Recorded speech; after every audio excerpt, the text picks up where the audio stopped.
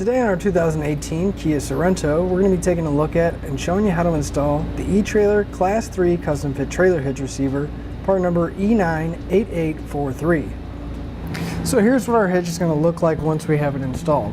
The cross tube is going to be visible and it's going to be sitting right below our bumper. It is a Class 3 hitch, which means it's going to give us that 2-inch by 2-inch receiver tube opening, which is going to open up a lot of doors for all sorts of different kinds of accessories that we can mount up. Now the way we're going to mount any of our accessories is through the hitch pin hole here on the side, and it is going to accept a standard 5/8 pin and clip. Now while these aren't included in our kit, you can pick them up here at eTrailer.com. Now as far as the safety chain connection points go, it's going to be a plate style welded to the bottom of the receiver tube and the cross tube, and as you can see, we're not going to have too much trouble getting most size hooks on or off, and we're going to have plenty of room to get that positioning right, so we shouldn't have to worry about a locking device or a hitch pin getting in the way. Our hitch is going to have a 750-pound tongue weight, which is going to be the maximum downward force at the receiver tube here.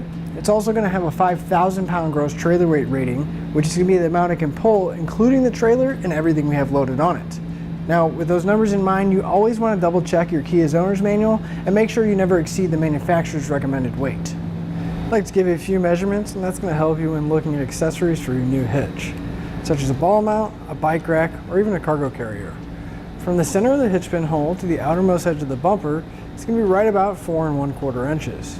That measurement's going to come in handy when you're looking at folding accessories to make sure you have enough clearance so it doesn't come in contact with the rear bumper.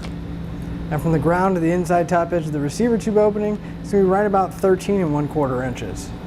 That measurement is not only going to come in handy when you're looking for ball mounts to match up to find the appropriate riser drop to your trailer.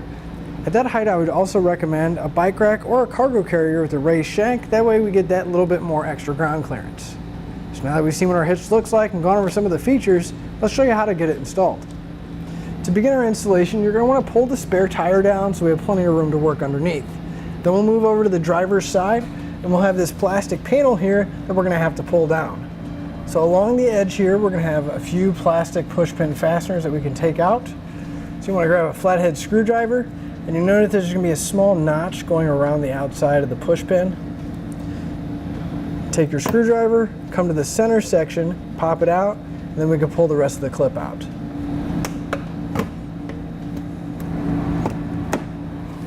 Now on the inside of our panel towards the center of our Sorento, we're going to have 2 plastic nuts that are also holding that in.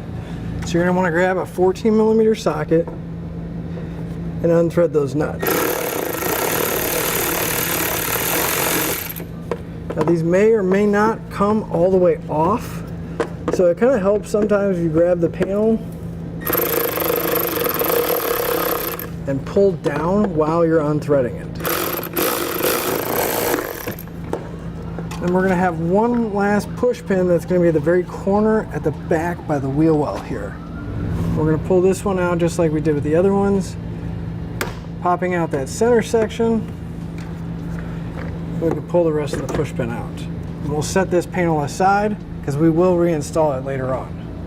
Now we're going to need to lower our exhaust down, but so we don't cause any damage, I'm going to put a support strap up to make sure that it doesn't go down too far. So you just want to find a sturdy spot that you can attach a strap to, and we can adjust how much it's going to come down. So we'll have a hanger that's going to be really close to the tailpipe towards the center, and then if we move to the outer side of our muffler towards the outside, we'll have another one at the back, and then finally if we need a little bit more room still, we'll have one that's going to be right by the rear axle right here. I'm going to take a little bit of spray lubricant. I'm going to spray it on the hanger and the rubber isolator, hopefully making it a little bit easier to slide off. I'm going to take a pry bar, and the main goal here is to find something to pry against so we can slide that rubber isolator off.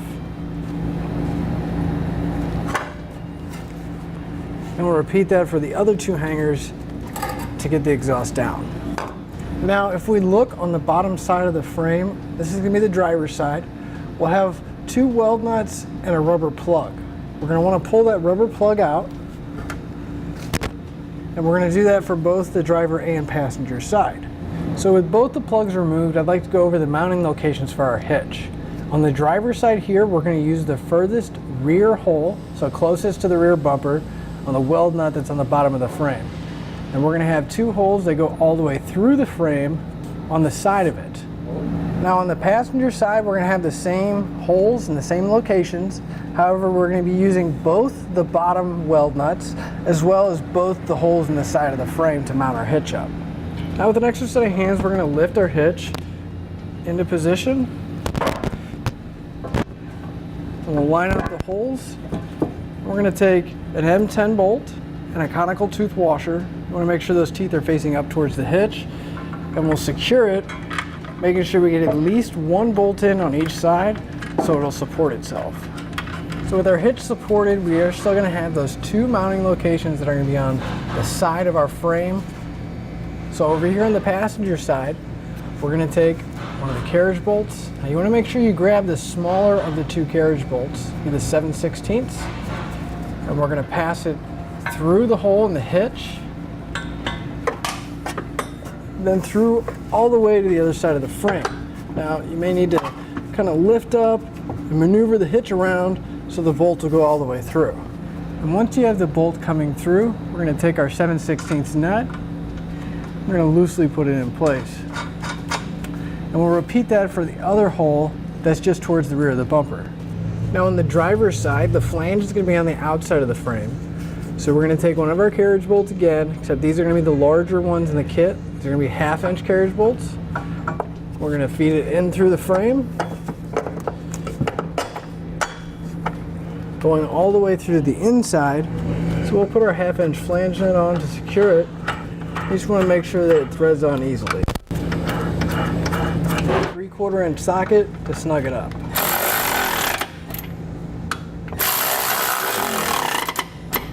Now on the passenger side, since they're 7/16 bolts, I'm going to be using an 11/16 socket to tighten them up. And for the M10 bolts going to the bottom of the frame, I'm going to be using a 17mm socket.